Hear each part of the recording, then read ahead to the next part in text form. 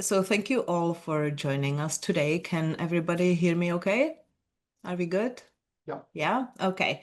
All right. So we have several panelists today.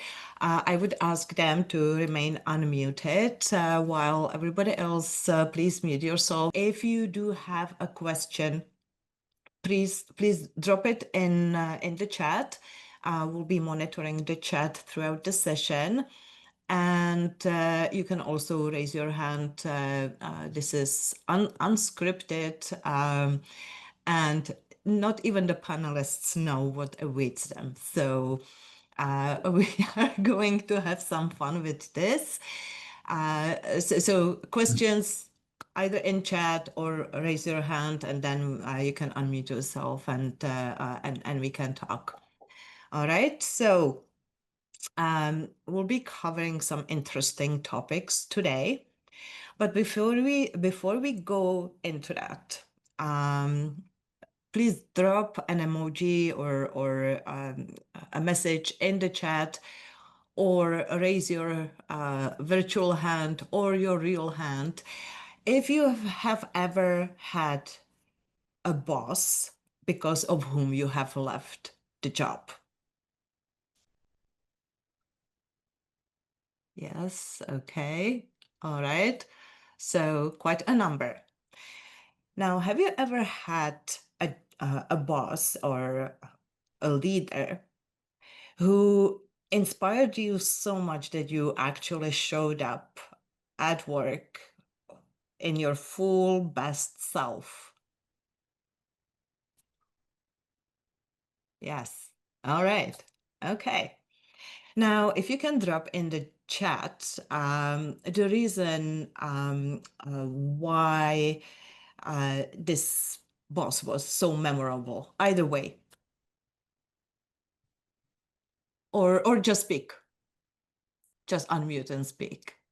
What made your boss memorable in a bad way or in a good way? Anybody? Walks the talk and helps people. Okay, that's from Aza. Anybody else? I'll go They ahead verbally. really encourage people to give their best and be creative and have some autonomy, not feel micromanaged, more empowered. Mm-hmm. Mm-hmm. And then Anybody I would say else? on the negative end of that would be one who does not allow you to have any agency or autonomy and completely micromanages. Yes, absolutely. We've got from Melissa, created opportunities. From Emily, coached her to be the best version of herself. Excellent. Mike says knowledgeable and passionate about their job, and the passion being infectious, right? Emily allows you to fail. Awesome. Yes, because embracing failure is so important for growth, both of individuals and organizations. We've got mentoring from Aza. Yes. So these are the good ones. How about the bad one? So Gila said micromanages, right? I had one who was totally unethical. I was still young. And it was, summer job, but he wanted, it was at a bakery, and he wanted me to use rotten eggs. And I just said no and walked away. Takes credit from your work. Oh, that's a nasty one. Yeah. Bullies you or micromanages. Yeah. And one type that is really detrimental to the atmosphere on the entire team is someone who has narcissistic tendencies. If you ever had that one, that can really kill the morale very quickly. As this only points out when you do something wrong. Absent, yes. Negative feedback only, absolutely. Self-centered, the boss first gets the best, we are the last. Oh my God. All right, well, poorly trained, ignorant of employment law, marionette, I guess you mean, big ego. Yes, so 82% of people that were surveyed by Global Leadership Forecast, DDI Global Leadership, 82% of people said that they would quit a job because of a bad manager. And 57% of them have actually done it. Okay, so thank you very much for sharing. Just that alone proves a point that leadership leaves a mark on us, right? And whether that's the reason why we stay, even though the pay may not be, at the top of the market, we might stay in a job because we have a wonderful leader, or we may walk away even though we are taking a pay cut, right? Leadership should not be a gamble. Yet every single day, people are promoted into leadership positions without feedback, without support, without preparation. And they are expected to learn how to fly the plane while flying it. And the cost is showing up everywhere in burnout among leaders, in the revolving doors of talent because people are leaving and coming and training and onboarding and the entire roller coaster. You might have absenteeism or presenteeism on the team, stagnation in terms of innovation, creativity. It's just not a good situation. So today we are pulling back the curtain a little bit. I am joined by an extraordinary panel. The first one is Emily Yaksh. Well done. Yeah. All right. So Emily is the founder of HR Gurus, and herself, she is a straight talking, no fluff HR guru. She is a speaker, author, and a coach, and a champion of humanized HR. Say hello, Emily. Hello, everyone. Thanks for having me. All Excited right. to talk about this topic. Fabulous, and love your accent. It's so refreshing. I'm usually the one who gets the accent comment, but good. Aussie accent, nice. So you can reach Emily on LinkedIn. That's probably one of the easiest ways to reach her. At the end of the session, I will show you contact information as well. But really, on LinkedIn, that's the easiest way to get in touch with us. Then we have David Toller, the president of Creative Organizational Design and our long-time client. He has a one-stop shop for employee assessment and skill testing. I'll let David talk about that a little bit because he has a large number, like aggregation of all kinds of assessments, including some technical skills or many technical skills, I guess. David is experienced in people management, corporate management, education. I believe you taught at university level, David, right? Junior high. Junior high, okay. Instruction design and psychology. So David's LinkedIn profile is a little more difficult. You've got the 4255A for some reason. On Thursday, the next session that we'll hold, we will have Kevin Asbjørnsen. I hope that I pronounced it correctly. So you'll get his contact information as well. Kevin is a founder and managing director of Institute of Inspired Leadership, and he has a group of across the globe of executive coaches and leadership advisors, and he's one himself as well. All right, and this is me. My name is Ilona Jerabek. I'm the president and CEO of PsychTests. Our core business is development of psychological tests, and we've been at this since the late 90s, including use of artificial intelligence, believe it or not, since the late 90s, to provide the scoring of our tests. I am a leadership transformation coach, exec coach as well, psychometrician. That's my education. Also, I have a PhD in clinical sciences, and I am the co-creator of Arch Profile, which some of you may or may not know about. So that's our assessment delivery platform. All right. So, any questions so far? Now we're good? Okay, so let's get started. So I have a few anchor questions to get us going, and I guess the format that we'll follow is I'll ask the question, and we'll take turns with David and Emily. And if anybody wants to join in, feel free to raise your hand, and we'll invite you in. All right. So the first question. Is promoting top performers into leadership position actually setting them up to fail?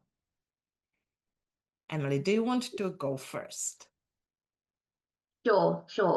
Look, I've been working in HR for over 20 years, and I have seen this happen so many times. It's like the best salesperson in the team, let's promote them to being the sales manager. You know, the best architect, the best builder or carpenter, whatever it is, they're really good at their job. You know, typically the organization, I work in a lot of small businesses. So one of the challenges is ensuring that people feel like they're developing in their careers and giving them that career progression and giving them more money. And of course, if you want to give people more money, typically you want to pile some extra responsibility on them, and you give them a leadership position, and a lot of the time it's done without any analysis into whether or not that person has what it takes to become a leader. And what we know is that typically, if you're a good technician, you know, maybe you're a really good engineer, being a great engineer and being a great leader, there is a huge chasm in between. And so quite often these people are promoted, as you've labeled this session, into incompetence, because they don't get given any kind of training on how to become a leader. They don't know how to stop becoming a doer, and they're very good at the doing, but how do I elevate from being a doer into being a leader and getting work done through others and coaching and mentoring? And it's really hard. And I work with a lot of leaders. We do a lot of coaching in my business, and quite often leaders will say to me, if I had have known how hard this was going to be, there is no way I would have signed up for this. This is so hard. And it's like, well, this is why you're paid the big bucks, you know, and you've accepted the title of leader, but now it's really about you stepping up and becoming a leader. And quite often being a leader exposes so many elements of their own personality and their own style that they're not ready to confront. And it's a bit of a development kind of situation for them as well. And a lot of them aren't ready for that. They don't think about that. They don't think about, well, what kind of leader do I want to be? They typically fall into a trap of how they were probably managed. I'm just going to manage like that. They don't even think about what their leadership plan is going to be. So there's like so much work that needs to be done to support these people. And quite often they'll go back into the doing because they're really comfortable with doing that, and then they fail, and then they burn out. And you know, I'm really passionate about Gen Z as well, so I want to talk about them probably later on in the session. I know that we are going to cover that, but we're definitely seeing a trend where a lot of young people in particular do not want to step into a leadership position. because they've seen what happens to their peers, maybe their parents, and they're just not up for it. So we have a big challenge in front of us. But Absolutely. Absolutely. And also like it kind of escapes me why even big companies still do that because one would think they would know better, right? I mean, I can understand in if you have an like founder-run company, not a professional manager, they may not realize this, but I see it in global organizations. People get promoted for their technical skills without any support, and they are expected to perform. And it does result in burnout, and it takes a toll on their self-confidence as well, right? David, I'll give the floor to you. Well, I feel like all I can say is, what she said. I mean, tough act to follow, Emily. I have no idea what I could add to that that would be any more instructive or explanatory or elucidating, although I'll try. Um, I agree with what you said for sure. We've certainly seen it with the clients we work with, and usually that's the point at which we call or get called in when all hell is broken loose and people are failing, and then they need an immediate fix. And as Emily so adroitly pointed out, none of it's an easy fix. You've got people who are by that point usually at loggerheads with others. Friendships have been ruined or destroyed completely. Um, People are really stressed out and depressed and upset, and they don't know which way to turn, and they don't even have the first concept of what's my management style as opposed to the people I'm dealing with. And I used to be on their team and we used to be buddies, but now I have to play the hard guy, or they think they have to play the hard guy. And it's exactly what Emily was saying. It's so multifaceted. And the first step, of course, is calming everyone down before you can even have a conversation about where do we go from here. And those are really difficult conversations for all kinds of different reasons, not just what's going on in the moment, but as Emily said, people aren't ready to acknowledge what they don't know or where they fail. And the companies have done exactly what she described. They've promoted people without giving any thought to, are you any good at management? Do you have any of the managerial skills that you need to do this? And they just fling them in. And it seems to happen with an alarming degree of regularity across all kinds of organizations, big and small, as you pointed out, Ilona, and ones that you would think would certainly ought to know better. We've got enough history under our belts to know that this is not the way to do it. But there's also there's nepotism, there's simple cheapness. I don't want to spend the money. There's a time crunch. Somebody's retiring, somebody died. We have to fill this role. There are legitimate reasons, but none of it changes the outcome, which is all bad. And people are set up to fail, and they do spectacularly. And in some cases, if it's bad enough, it'll implode the whole company and everybody goes down the tubes. Mm-hmm, mm-hmm. And I think one of the uh, mistakes is that companies and people and managers assume that everybody wants to become a manager or a leader, right? As if, and sometimes it's a fact that there is really no career progression for the expert path, which is really a pity because people don't necessarily realize that they see the promotion as a shiny object, right? And they move towards it even though they hate administration, they have no experience and are not equipped in terms of social skills or emotional intelligence Hmm. to be a leader, but they feel like that's the only way to go. And then 82% of companies get hiring for a leadership position wrong, and of course that has major impact on the team, on the people, on the leaders themselves, and on the bottom line in the end as well, right? Well, we're all I think the three of us, very sensitive to this in ways that other people maybe aren't, because we work in testing and psychology and we read a lot of articles. We've got all these clients and we see it happen over and over again for decades and decade after decade. But there are some truisms, and God help me, I'm going to put my neck out here.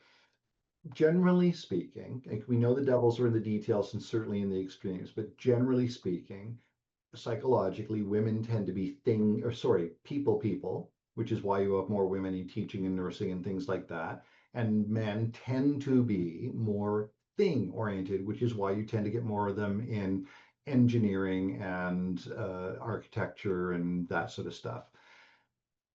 And that holds true with, whether you're an engineer or let's just stick with that example. If you're an engineer, you're not likely to have as good a sense of emotional intelligence, or to be as sensitive, or to give much of a damn about those sorts of things, because your focus is right here and that's all you see. And the other stuff is not in your wheelhouse. And so it's a great area of discomfort for people who are built that way. And men are very combative compared to women. Women are more sneaky, and they get you in the end. They move in the shadows, but guys are punch in the nose, sort of direct. And that, just those simple facts about the way we're wired as human animals, that has a huge impact on what we're talking about as well. Yes, Absolutely. absolutely. Yeah, and you're not gonna get into trouble with me for stating the obvious. Although, I mean, I have we've done a lot of research on gender differences and age differences and so forth. And individual differences are, of course, remarkable, right? And you have some, I've met engineers and programmers who had fabulous social skills, social skills that can move mountains. But as a general rule, typically programmers are not the most socially skilled, right? So that is absolutely true. And one other point that I wanted to make regarding that, like when people are ill-equipped to lead, they might actually have a tendency to assume the leadership style of the worst leaders that they have ever experienced, the controlling ones, right? Because like the good inspirational leaders are much more subtle, so you don't even register it. It just feels so smooth. You don't really pay attention to it. Whereas when you have a leader who is very authoritarian, it stands out and it feels like he is in control. So people might default to that kind of naturally. What do you think about that, Emily? You don't have to agree with me. Feel No, free to it's really challenge. interesting.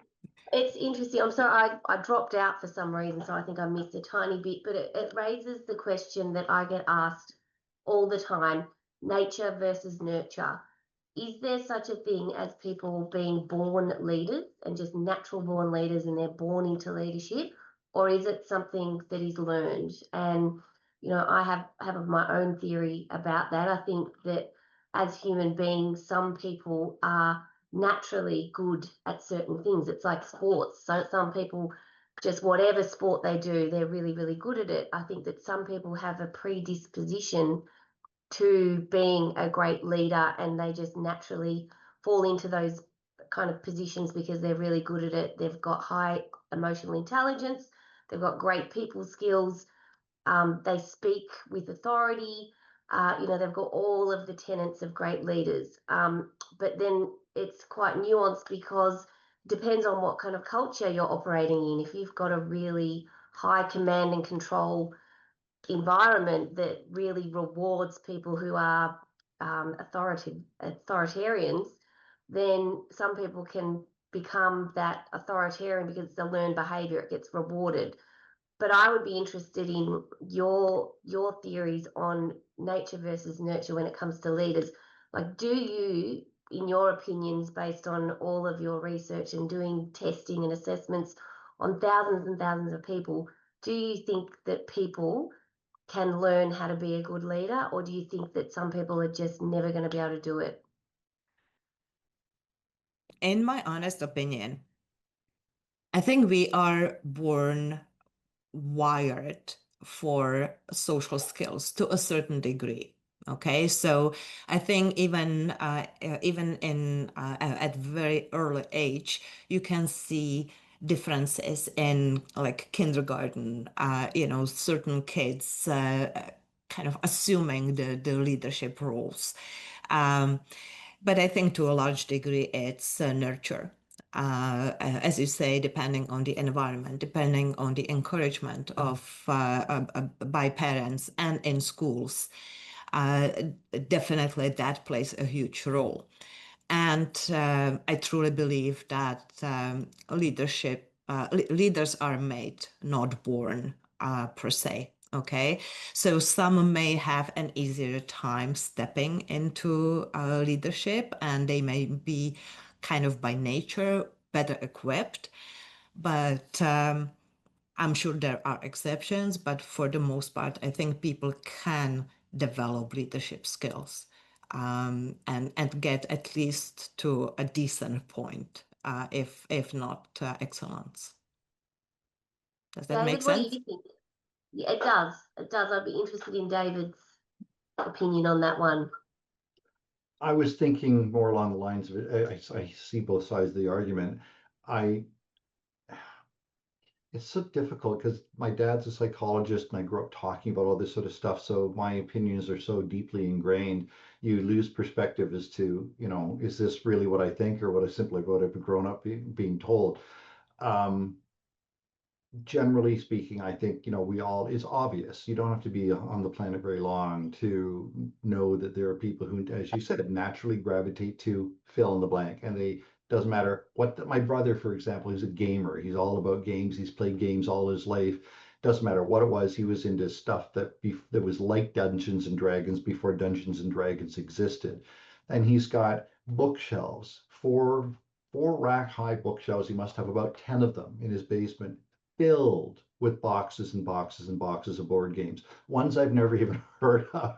And it's like no one else in the family is like that. Don't tell me that's nurture. There's no bloody way. He's the only one of the four of us who's gone in that direction and gone so hard. Um, so there's just one silly example. I think we definitely are bent in certain directions. And I don't mean bent negatively, but we're naturally um, um, we have natural predilections and they can be built upon. And you can certainly train anybody to do almost anything within reason. But there are certainly going to be people out there who are naturally going to be better at it, who are going to pick it up faster, who are going to have a better set of skills that augment what they're being trained to do in addition. So it's a bit of both. But I think, Ilona, you're more correct, if that's okay to say. In that, I think the training, the nurturing, that's what we're talking about, promoting into incompetence. Well, you don't get promoted into incompetence if you nurture people to competence along the way. Mm-hmm. Well, I personally, I've never seen myself as a leader. I was kind of a loner of a kid, and came into my own only in high school. And even then, like I was not really running with the popular crowd. But I grew into leadership role, and I would think that I am pretty good at it as well, in on many levels, not just within my company. Like you don't have to have this smashing charisma in order to be a good leader, right? It helps to get you noticed, but you don't need to command the room. You know, be the center of attention and enjoy that and tell jokes and have everyone laughing. There is also this quiet kind of leadership that still has a lot of presence and gravitas and can be inspiring and very influential as well, right? I love that. I think it's a really good point, because I think that in the world that we live in today, the old school authoritative leader, that's not what we want anymore. That's not what we're looking for. Um, what we're looking for is servant leaders, and servant leadership is about humility, putting the needs of others first, putting the needs of the organisation first. It's we before me, all those kinds of things. So I think that what we look for in a leader in 2025 is very different to what we looked for 20 years ago. And what I do know is that the companies that are doing this well are the ones that are investing in talent management. And when I say talent management, they're assessing the people in their organisation. It doesn't matter how big or small they are, you can do this. And you guys have some amazing tools to help you do that, is to look at people's leadership competencies and identify who are, you've got a sense of the people that work in your organisation. You know who your high performers are, but then actually investing in doing some assessments, mapping it all out, working out, okay, oh wow, this person, quite often with my clients, they'll do some assessments and they'll go, wow, this person that we didn't even think of actually has all of the tenets of leadership, and we've never even seen them in that light before, because they're quite achiever, and sometimes they make the best leaders. So it's about doing that investment, grading your organization, looking at your A, B, and C performers, trying to get your C's to become B's, and then looking at your B's and trying to, get some more A's into your organization, and then investing in those A grade players and doing succession planning so that you're developing that next layer of leadership, rather than waiting to, oh shit, someone's left, we now need someone, or David had a great one, someone died. So it's about having a plan rather than just waiting until it happens and then going, oh wow. Or then, what we see all of the time is not even looking within your organization when people move on, or you do have a new leadership position. You don't even, they want to go straight out to market, or we need to go out to market. It's like, hang on a minute, but what about all of these amazing people that you have within your organization? Sure, on paper, they may not have a leadership qualification, and they may have never done it before, but I would argue that there would be some amazing grassroots talent that, if nurtured, could become your next level of leadership. And why wait? Why aren't you doing that now? Why aren't you investing in developing those leaders now? We do a lot of work with clients. We call it an emerging leaders program, where we teach leaders who aren't even in leadership positions yet what it takes to become a leader, what it is to, what's authentic leadership, how to have difficult conversations, like all of these really basic things. It doesn't have to be fancy. All of these basic things that a leader needs to know before they get thrown into the deep end. Yes, and that is so true. Like a lot of my work is on talent programs for a large organization and a global organization. And I'm doing, we always start with the 360 feedback, right? And what I'm finding, that there are these common blind spots, first of all, that we see across a lot of people in terms of communication skills, focus on rationality and just shoving emotions under the carpet, therefore leaving like 90% of information on the table, right? Like if you don't consult your emotions, but that's a completely different a different topic. But what I'm finding is that frequently the shiny leaders or the shiny talent, they may not really have what it takes. They are more vocal, therefore they get noticed. But there are so many people in these talent programs who have been singled out as potential talent, but not really thought about as future leaders. But they have the profile. They may just be missing the self-confidence. They may be too kind or too nice, and people pleasers, high need for approval. So they don't have the guts to have those difficult conversations. But That is a question of a relatively fast mindset shift. Sometimes within a single session, that shift can happen. And if you provide them with coaching, and it doesn't have to be a huge coaching container, like you don't have to get them coaching for 6 months or 12 months. Sometimes just a few sessions, like 4, 5, 6 sessions, are enough to get them into tip-top shape, and then they can fly. You just remove some of these old patterns that need to be rewired, and they need to replace those old scripts in their mind, in the mental chatter, with something much more empowering, and off they go.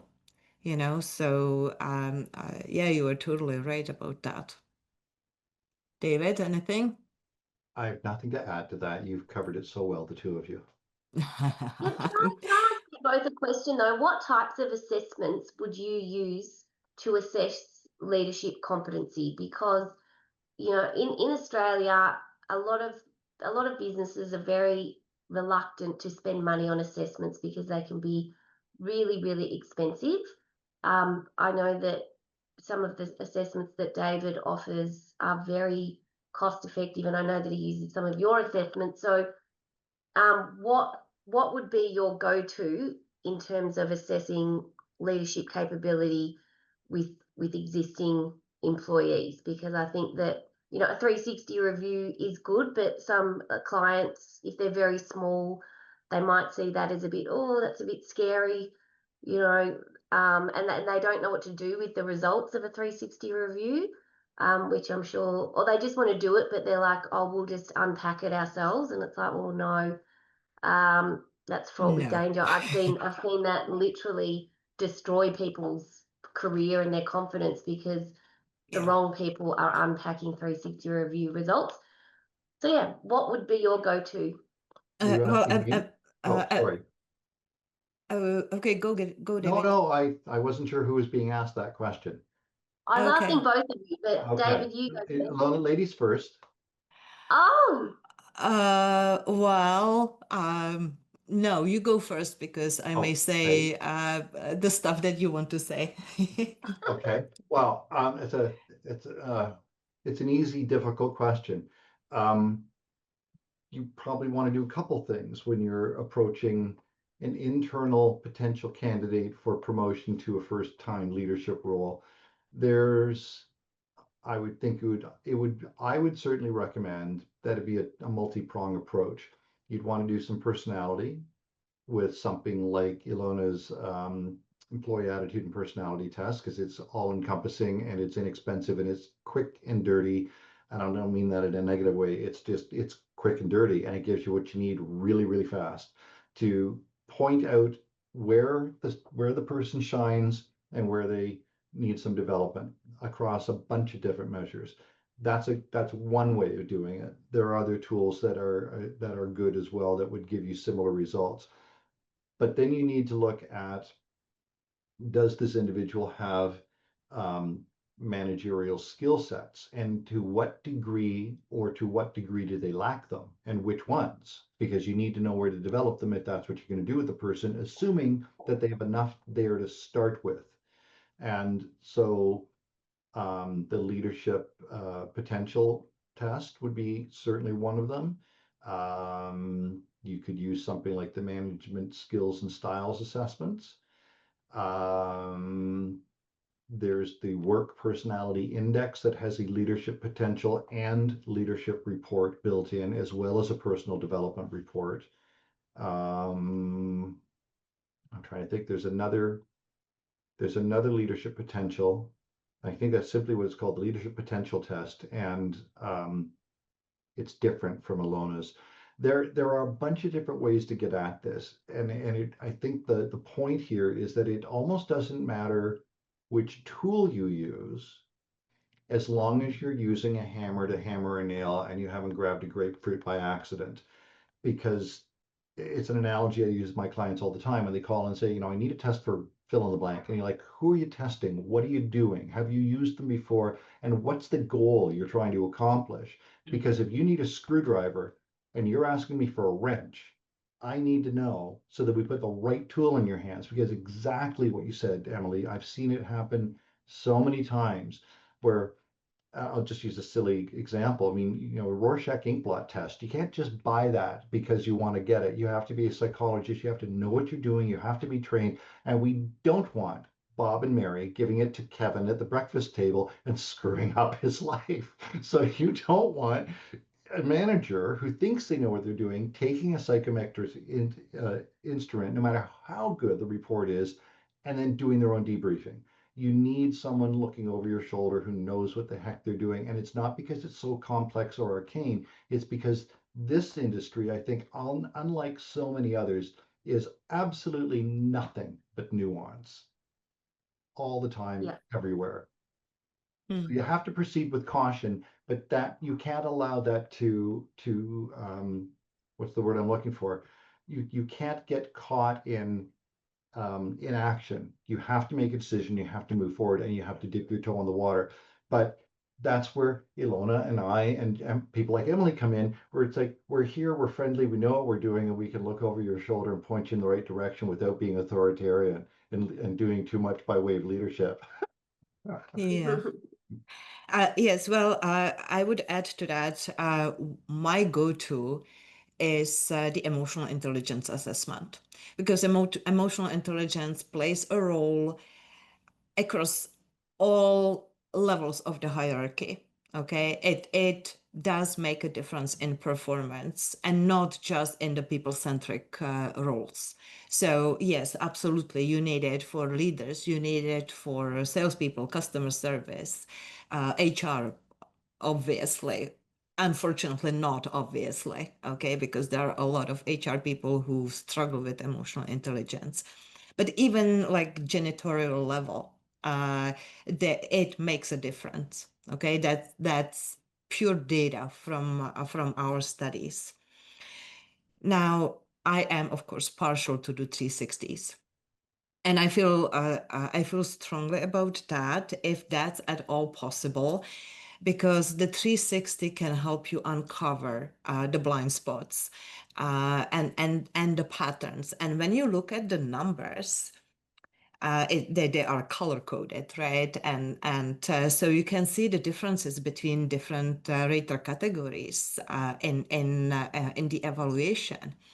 And what that actually tells you is that sometimes you see an issue across all the rater categories, but frequently what I see is that they are rated highly, let's say by their direct reports, but not by the managers or not by the peers, which tells me that people are playing different personas depending on the context, in which case it's not such a stretch for them. They already have the skill. They just need to take that and learn how to apply it in a different context. And that is powerful. That's the low-hanging fruit, really. So you can get them on the progress spiral really quickly. One other point that I want to make is that I really discourage doing the 360s without external debrief. Okay. And the reason for that is that frequently personal information floats to the surface. And if you are being debriefed by someone within your organization, it makes it much more difficult to be open and honest, because even though they are supposed to be objective and confidentiality is supposed to be maintained, people don't necessarily trust it. So I have done like close to 1,000 debriefs of 360s, like for people in talent programs, frequently troublemakers, okay, that are sent my way because someone needs to tell them the truth and nothing but the truth, and not make them walk away. And I can tell you, people can take even very negative feedback if you frame it properly. Um, so I've never really had like a major pushback from anyone, and that's like almost 1,000 people, and like the participants hang on every word that I say, and they feel empowered and encouraged and psyched, to go and do something about their blind spots and the detrimental patterns, and fight their triggers and all of that. Um, even though the numbers are pitiful. So someone in HR might start kind of judging, or people may be afraid that it's going to be reflected in like it's going to go on record. And typically what we do is we don't share the big report from the 360. It comes like with 100+ pages report typically. Um, that goes only to the participant, and we do only a summary for HR and for the manager with tips on how to get the best out of the person and so forth. All right, well, let's move on, because we've been at this for nearly 15 minutes, and I prepared something, a little curveball. So I wanted to pull some questions out of the hat. Do we want to do that, or do we want to talk about Gen Z? I don't remember signing up for Whose Line Is It Anyway? Yeah. Wow. No, that's Well, okay. We can do some questions, and I can Sure. talk about my favorite friends in Gen Z. I want to hear that because I'm curious. I want to know what you're going to say about that. So whenever you're ready for that part, I'm all ears. yes, and we want to get that from you. David mentioned that to me when we were talking, that you might have some interesting insight about that. Lucky dip question. I love that. I just really wanted to talk about some of the research that I've done around Gen Zs, because you've probably seen the press. I don't know if anyone's heard of the term conscious unbossing. Has anyone heard of that? So sorry, what was that? Conscious unbossing. It's a new trend. It's a I've social never heard of media it. trend. Huh. I wrote an article about it. It's on our website if anyone wants to do the deep dive. But basically, it's this trend where Gen Zs are consciously saying no thanks to leadership positions. They're not interested. And so I wanted to talk to you about why that is, and some potential fixes for how we can address that, because they make up 20% of the workforce today, but by 2030 it's going to be about 30% of our workforce. So if we have 30% of our workforce that doesn't want to step into a leadership position, we're going to be in some deep shit. So we need to address this. But who are Gen Z? They're aged 28 to 12. So my son's a Gen Z just. So 28, they're just starting to come into these leadership positions. There's lots of businesses and founders that are Gen Zs now, but essentially this push, I think, comes from multiple levels. The first one is around work-life balance. That's a big thing for Gen Z. They really value work-life balance. They have a high predisposition for mental health issues. In Australia, Beyond Blue, I've got some stats here, basically came out with a report and said 39% of 16 to 24-year-olds in Australia have experienced a mental health condition in the last 12 months. So that's huge. And so with that comes this feeling of, I don't have the capacity to take on a leadership position, because it just seems really hard. It's a lot of work. And from all of the research that I've read, it's about, it's not worth it. big deterrents for them are high stress and low reward. So I guess I'm not a baby boomer, sorry, I'm a Gen X. And I think Gen X and baby boomers, for us, it was all about climbing the ladder. You know, success was about getting into a leadership position or starting your own business, and we really valued that, and that was really exciting. I don't know what's happened, whether they've seen, Gen Zs have seen us work ourselves into the ground, be very stressed, and they're like, I don't want to do that. Or I think the other issue is social media is creating this real culture shift in terms of, I don't know if anyone's heard about the trend lazy girl jobs. Has anyone heard about lazy girl jobs? So essentially Gen Zs and millennials, they all want a lazy girl job. And what is a lazy girl job? It's a job where you get to sit at home, do not very much, and get paid really well. So everyone's looking for a lazy girl job. And it's this real trend towards also hating your boss. There's a lot of social media content where people are posting videos of being terminated, being made redundant, like it's all for the clicks. And so there's this real anti-work movement going on, which I think is also impacting all of this. And coupled with that, there's this pop culture around positive psychology and self-help. And, you know, I think younger people are really quick to label certain interactions. Okay. Well, I can leap in for a Hopefully, minute on that. hopefully she is going to come back. David, do you want us to continue? You were talking about that as well. Well, it's interesting because I put an article together about that. I just posted a link to it in the chat, which speaks to a lot of these points that she's raising. And it was information that I was kind of slow to cotton on to because it's a sole proprietorship over here and I don't have any employees, so I don't have to deal with Gen Zs and I don't have to leave the office to go out in the real world very often, unlike a lot of people. So I'm not always on the cutting edge of some of the trends and stuff. So this came across my desk and I was doing my own research for other reasons. And I thought, God, isn't that interesting? Welcome back, Emily. We I'm lost you for a sorry. second. That's okay. Talking about the disappearing act, huh? I know, I'm sorry, I don't know what happened. That's Uh, okay. so anyway, I was banging on there for quite some time.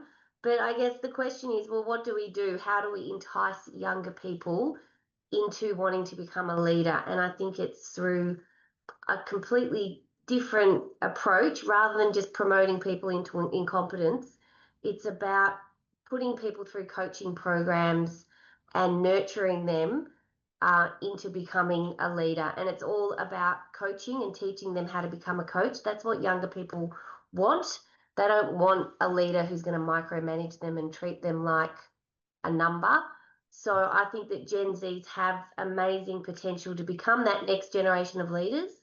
We just need to show them the way and support them and make it more appealing because they do have the training, they do have the support. They've been, you know, that we're investing in them and showing them that they do have the skills and the capabilities to do it. But we did need to do some PR, some marketing, to get to shift their mindset around, oh, that just sounds too hard basket. I don't want the extra stress. And I guess where does that come from? It's because we do put a lot of pressure on leaders to just know what to do and learn to fly the plane, as you said, Iona, without while they're driving it. Like that's what we typically do to people, especially in small business. So it's really about that emerging leader piece, identifying them early, skilling them up, giving them small little bite-sized projects to do, building their confidence, and then, you know, setting them up for success. I have a question, and it's not, I agree with everything you said. And yes, we definitely need to be doing all those things. I think that part of the problem, because some of the research that I've looked at with Gen Z and some surveys have come back reporting that employers who are asked, 86% were saying that Gen Zs lack proper workplace etiquette. 50 odd percent are saying that they have a low work ethic. 60, 70 are complaining about their lack of communication skills. And there are other dire statistics that we could quote, but the work ethic, it's interesting. And I'm wondering, Alona, if you hear this from your clients as well. People who tend to contact us are often calling at the point at which they've got a problem. Nobody ever calls me needing a test, next month. And we seem to be the canary in the coal mine to an extent, where I'm hearing from people across industries, coast to coast, Canada, the United States, elsewhere in the world, but certainly in North America, and everyone's saying the same thing. We're not getting as many applicants as we used to. The quality of the applicants we do get is dire, and we have to pick someone. So they're hiring people they don't want to take on anyway, but they need a warm body to fill the chair. And the third is lack of work ethic. They get them in, and 2 weeks later, they don't quit. They just stop showing up, and they ghost us, and they don't answer their phone. They didn't answer their email. We don't even know why the hell they left. They just disappear. And we're rehiring and rehiring and rehiring because we're running into this problem constantly. And I try my best not to be a poopy middle-aged misanthrope, turn into my parents type of person. And so I bite my tongue, but you say to yourself, you do eventually ask, let me guess, they're all under 30 years of age. And they go, yeah, how did you know? And you're like, well, so having said all that, Emily, how do you forget about training them into being leadership, if they're not even willing to be there and they're not interested, how do you get them to the training door? Great observations, and I would say that a lot of my clients mirror your frustrations around the younger generations, because I think that there is part of it is work ethic, part of it is interest. The younger people just aren't interested in showing up and doing a job that they're not really excited about. Which I don't know where this comes from. Is it a parenting issue? Is it a generational issue? I think every younger generation that comes through, we all bitch and moan about them and say, oh my God, back in my day, people didn't act like this. So there's an element of that. And I try not to be a poopy middle-aged woman who's like, oh my God, all these young people. But I think that from all of the research that I'm doing, a big issue that is contributing to all of this is social media. And young people have this conflated, misconstrued idea of what's possible and what their life should be about and what they should be doing. And they see all of this stuff on social media and they think it to be true, and they think that they can create an online product and become a millionaire. And therefore, why would they want to come and work at the local, pharmacy, or be a carpenter, or work with their hands because they want to all be gamers or YouTubers? I digress, but one of the things that I think is contributing to this issue of communication, work ethic, and life skills is that young people are growing up on the internet. I've read lots of research. There's a report called The Lost Boys. I don't know if you've heard about it, talking about the impact of social media and various things on younger boys. We also saw that movie that was that Netflix series, Adolescence, and we all freaked out and went, oh my God, what is happening? We know that young girls are being impacted by all of this stuff. I know I've got a nephew who's 21 years of age and has never had a job, lives at home with his parents, and spends his whole life gaming all day. And, young people are not being forced to get jobs. I don't know why. I think parents are allowing kids to stay at home for too long. There's lots of different things that are contributing to this. But with my clients, what I do say is I look for young people who have a work history from when they're 14. And I encourage all my friends who've got kids, get your kids into the workforce. The best thing for them to do to build confidence, build agency, build communication skills, is to go and work in the local supermarket. I live in a country town, so the supermarket is all of the young kids. But when I go visit Melbourne, the young kids aren't working in the supermarket anymore. I don't know why. Is it because the parents think that their kids are too good to do that? Is it because kids don't want to do that? But I think it starts at 12, and then it's by the time these kids get into the workforce when they're 21, they've literally got no work experience, they've got no life skills, they've got very limited communication experience, and we're seeing the impacts of that. And I don't know what the answer is, but I tell my clients to hire kids from rural areas. Quite often they're, got a really good work ethic, they've got like kind of some old-fashioned values and all of these things that you can't really teach, particularly if you're 21 It's and you haven't sad. got it. It's It sad. is sad, Like, very I sad. hear what you're Yeah, saying. there is a parenting crisis and educational Yes. crisis, right?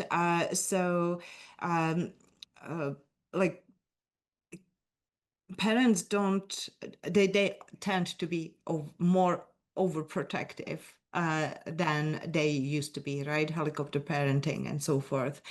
And there was this movement, you can do anything you set your mind to, and it kind of became like you by default, you can be anything you set your mind to, and the piece about working towards that kind of fell out of the equation. And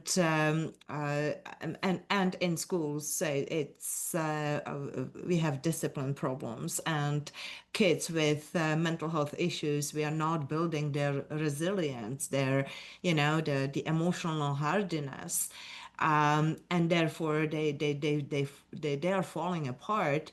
And then, of course, it's difficult to work and absorb information that the teachers are trying to convey. So it starts there, and then yes, absolutely, social media, all these influencers, right? Like, what do you want to be when you grow up? Well, I want to be an influencer. Well, that is going to disappear eventually, and they'll hit reality. But I wouldn't paint all of them with the same brush. I mean, there are a lot of people in the younger generation that do want to work.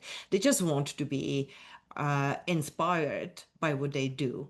Like, yes, of course, they want to make decent money, and they may have this sense of entitlement a bit too early for our taste. Like become the CEO after 6 months of onboarding, but they are still motivated by a sense of purpose. And that's from our own studies, actually, with the success likelihood test. I think I was looking at one of the older studies the other day, and when we compared Gen Z, Gen Y, Gen X, and baby boomers, they were not so different in terms of ambition, for example. They just want to go at it in a different way. And, want it or not, this issue is there. And the younger generation are not going to work in the same way that we are used to. And so if we want to fill, well, either AI is going to replace a lot of these jobs, and, they can run around the internet being influencers and have the money for that, or they need to they need to shape up, or we need to kind of redefine how work is being done and how we are leading these youngsters, because they want to be inspired. Like, they are not so different from us. They want to have a sense of purpose. They are not going to agree to do stupid reports that nobody ever reads. Like, these things are just, like that, they don't resonate with that. So we need to be informed about what works with these kids. And of course, more studies are needed to get the point. So I think it's not going to help us to just figure, well, in the old days and this younger generation is a bunch of losers, and I know that's not what you're saying, Emily, so please don't take it that way. Maybe that No. didn't come out just right, but we need to revise our attitude towards them, not to accommodate them, but to understand them, and to figure out how they are thinking, so that we can actually cater to those motivators, and make sure that we provide them with the things, with the factors that are important to them, because not everybody is motivated by the same thing, right? And it needs to start in school as well. But when they get excited, boy, they can really go.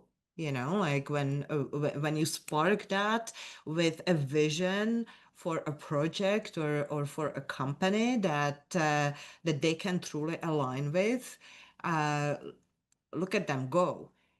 But they take no BS, and they are not loyal just because, right?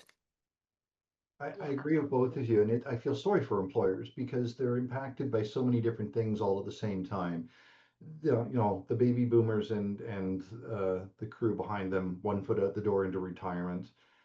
This horrible cohort of the poor Gen Zs coming up behind them, and we were all moaning about the millennials not so long ago, and about their trophyism and etc. I think every generation gets a bad rap, probably somewhat deserved in the greater trend of things. But you're right, Iloni, it's not all of them. It's a cohort. It's a stereotype, but there's a grain of truth in every one of those. But a generation raised on screens. I've got an 11-year-old niece, and she's doing extraordinarily well in school. She's a straight A kid, and she's got incredible vocabulary, and she reads, et cetera, et cetera. But wowee, you let that kid within 6 inches of a screen, and you lost her. And Mm-hmm. it's so difficult to get her back into it. And you kind of go, wow, like just as a childless stander out the outsider, and you look and go, holy cow, what do you, Mark? You're gonna be my brother. You're gonna be so sorry when she hits 15. You're gonna wish you'd done something different. And of course, you can't tell them that, but I can see it in my own life. And I certainly hear it from friends who are from my high school cohort who are now teachers, and I hear the horror stories and the thing. I've got a friend who's an ex-cop and a retired sergeant, and his stories are even more horrendous than anything you can imagine. And you think of these poor employers, they can't find anyone. They can't find anyone good. The ones they're getting are a total pain in their ass. They don't want to come to work, and they want to have a six-figure income after the fifth day on the job. and and they've also got this massive leadership brain drain that they have to deal with, and all the other problems that go along with running a business. I feel really sorry for them. I think it's an untenable situation to be in. And this cohort, I know they want to be inspired. And this is where I am being middle aged and poopy. And I'm like, I don't care. I worked a whole bunch of jobs before I did what I'm doing for a living where I was anything but inspired. But I needed to pay the rent and I wanted to eat because that's a nasty habit I haven't been able to shake, and you need money for that. So you go and you do the bloody job, and you show up on time or you don't, and you don't do it often enough, and you get fired, and you realize, okay, can't do that again. I gotta have to get a better job and one that I show up for.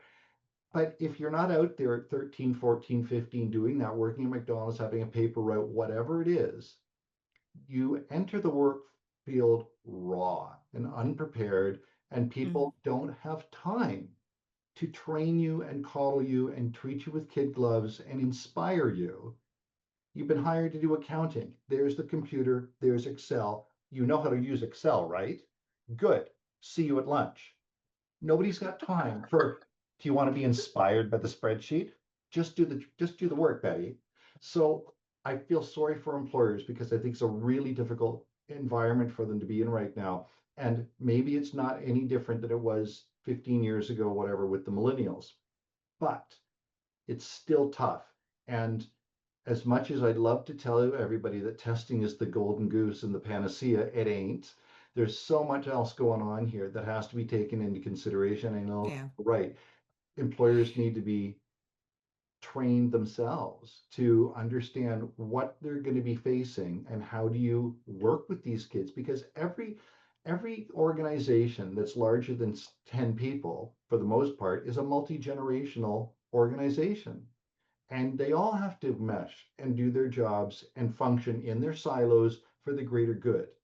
And Well, hopefully not in silos, you know what I mean? I mean, in different departments, not silos, cooperate departments. and communicate among Yeah. themselves and learn from each other. Um, yeah, Right. It's not going away. It's only going to get more intense as more of these people, more of this cohort enters the workforce and the numbers become larger and people like us age out. Um, yeah, it's like we need to get these kids on board and get them to understand that you don't always get to be inspired. You can have a six-figure income or you can be inspired. Only Yo-Yo Ma gets to do both. well, I don't know You know about what I mean? that, but yeah, yes, I do. But listen, you are right. Tests alone are not. They could solve it. They could solve it and help you find the needle in a haystack. But the thing is, how do you get these people to take the assessments? Right. If they have a choice of employment, right? And everybody is vying for their attention. So if they're not willing to spend the half an hour, then you know you don't get the information even. Because the assessments, yes, there are assessments about work ethics, right, and how coachable they are, and how what are their motivators. So we have all of those, but in the first place, you have to get people to complete them. So, well, that's of course a big one, and we will be facing this sooner rather than later as a society. Some of these tasks may be filled by AI, and we do have an AI expert actually. Gila, are you camera ready? Yeah, yeah. Let me do a little plug for you. Why don't you put some contact info also in the chat for you? Gila Okay, teaches AI. thank you. I'm gonna move to another location because there's some background Okay. noise that I don't want. Wow.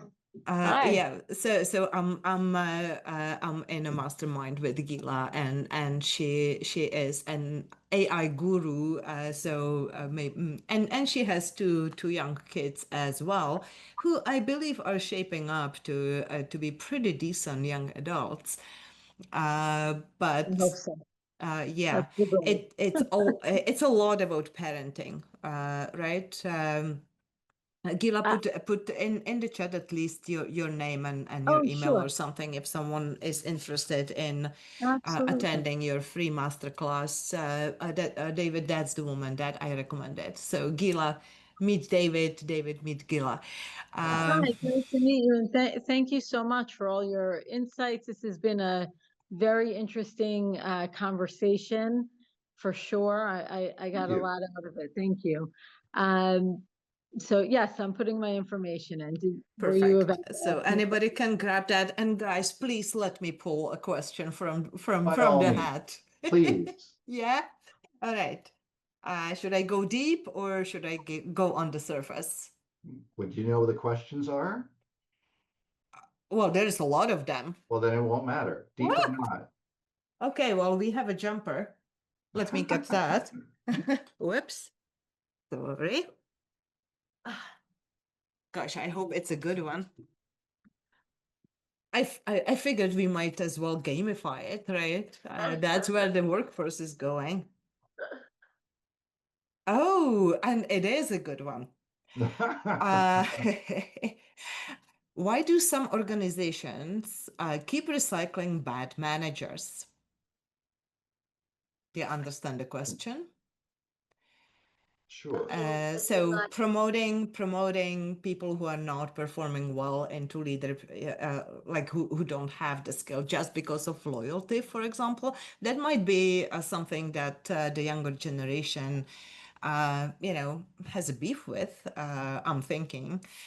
Um, but the legacy thinking, promoting people just because they are the most senior, so naturally they'll go into the leadership, or they'll get the promotion. Um, and sometimes what what I have been told in some larger organizations, people who are unpleasant or incompetent but have the seniority, they keep being pushed up into this weird layer of management that really don't have much influence. They are more in a way, but it's the layer where they can't really do much damage. Have you observed that as well in organizations? Anybody? I absolutely have seen that happen in like bigger, more corporate organizations. That middle layer of management, and everyone's like, what does that person do? Like, what's their job? Quite often people who are really political, who talk the talk, who suck up to the right people. We've all seen these people, but they're just really good at talking things up, and they agree with everything. They're very Yeah, supportive. roaring brains, right? Yeah, They don't yeah, say yeah. much. Yeah. And they actually do not much. I think that there is a tendency to promote those people in an organization. I mean, we all want to be told, "Oh, great job. Yay, we love this. Let's keep doing this." Quite often the loudest people who question things or challenge, in some cultures, they will not get promoted, which can be infuriating. And definitely what you said in terms of the most senior people getting the promotion rather than the most capable person. That's a culture killer in my book, Mm-hmm. because John's been, with the business for 15 years doesn't mean that he's going to be the best manager of that department. And so, yeah, I think that they're all pretty common reasons why the wrong people get promoted into the leadership position. I would agree with all of those, and somewhat some nepotism, especially in family-run businesses. Um, Mm-hmm. and I've always had a complaint with regard to unions, um, because that's certainly a tenure gets the job environment. And I've seen that many times. In fact, in a memorable situation, we were brought in to help a large nationwide meatpacking organization who had exactly that problem. They had an opening, the management knew who they wanted, but the union was sticking to the guy with the seniority gets the job, and the guy with the seniority was, for lack of a better word, an asshole. And nobody liked him, at least not on the management side. And they didn't want him, and they knew he was going to be a problem. And the other guy who they wanted was far junior. And so we came in and did some assessments, which basically painted a picture of, you know, you've got no options here. It's quite clear who's doing what better on the assessments and who's more suited for the job. And they used that to throw it back in the face of the shop foreman and go, make a decision, Frank, knowing that he had no wiggle room. But it was a clear example of how, but for that management team deciding to go outside and go that route, they would have had their hands tied, and that person would have been promoted against everyone's better judgment, and everyone would have had to live with the consequences.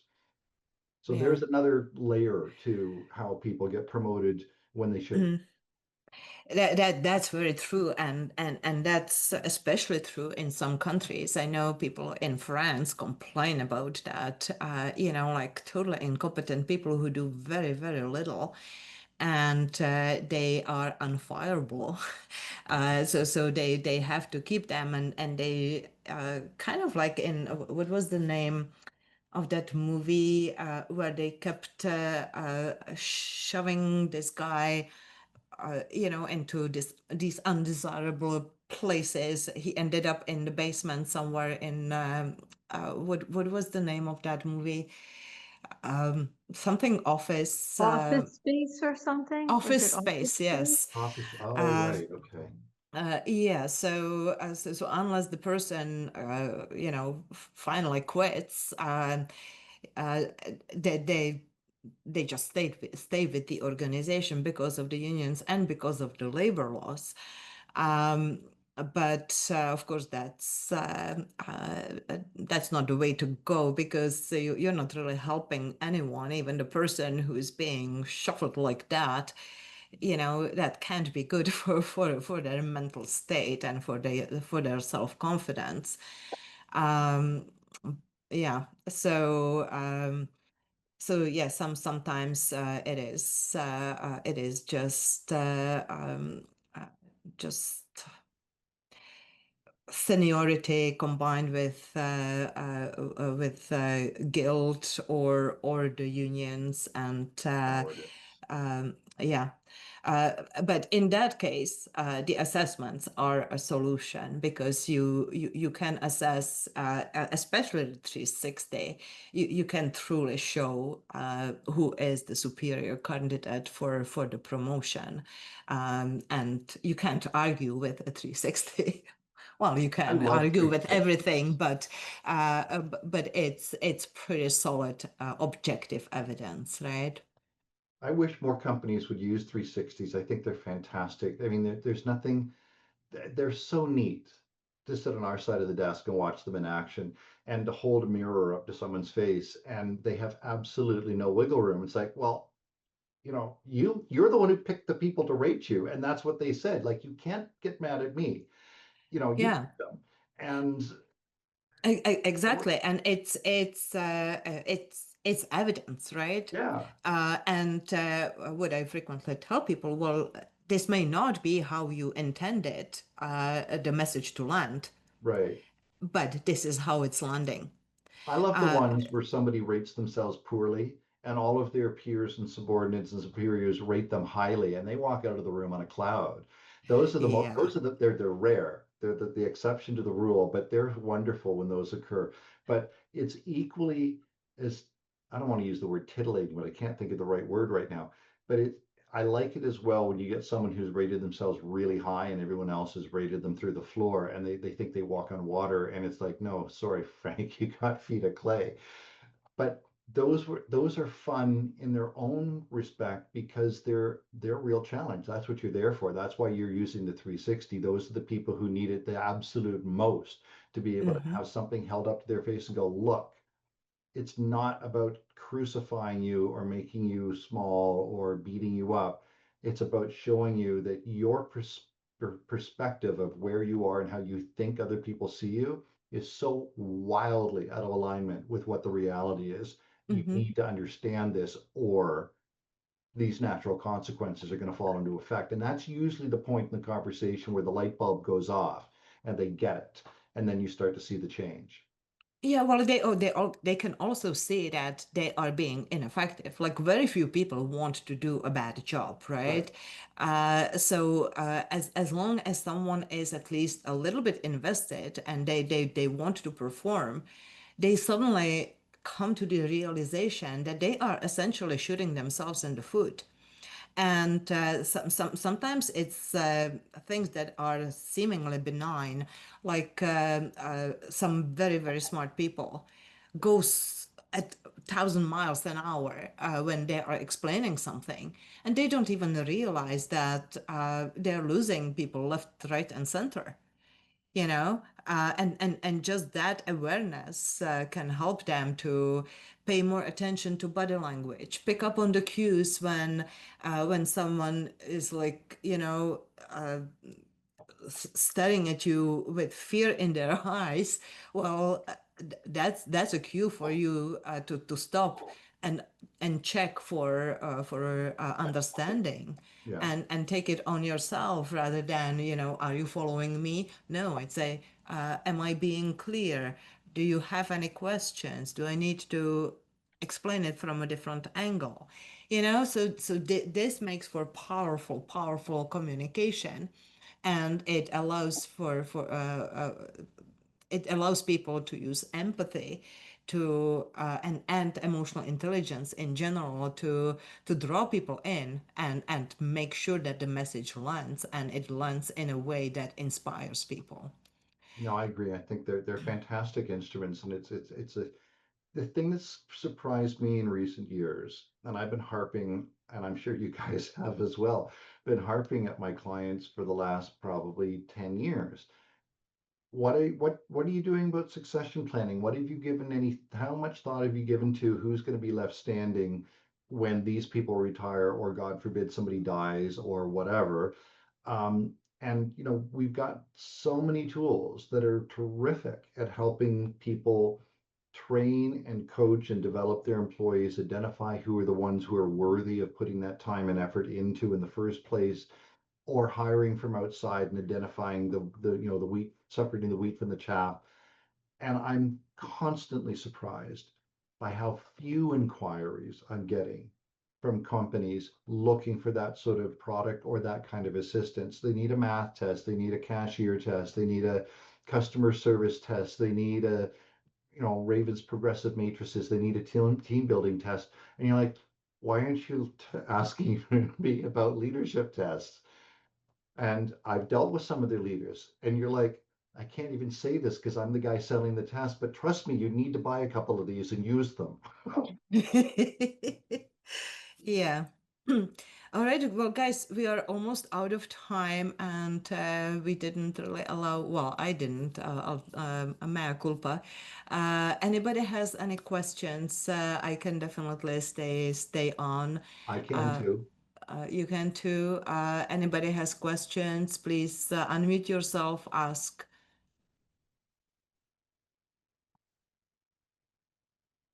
No, We did everybody. such a good job. No one has any questions. That must be it.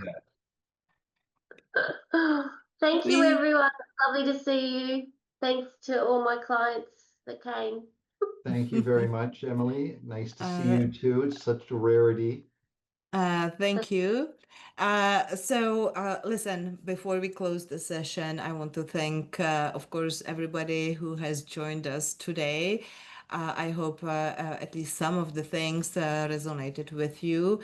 And a special thanks to Emily and David for playing along and providing all these insights and truths. It shows that you are real pros. So if anybody is interested in knowing more, we have, I'll send a follow-up email tomorrow with some additional resources for you, like the top 10 blind spots gathered from the 900 debriefs that I have done using the 360s. So that's a quick but insightful read. And I will share contact information for our panelists with you as well. So thank you very much. And if you don't have any questions, we'll close the session. Marvelous. Thank Thank you so much you. for including us and inviting us for this, Ilona. I'm looking forward to the next one, although I don't know what the heck I'm going to say. I think we covered everything tonight. I've got a head full of questions. Oh, then I'm covered. All right, I'm good to go. Perfect. Thanks, guys. It was lovely to meet you. Likewise. Thank you.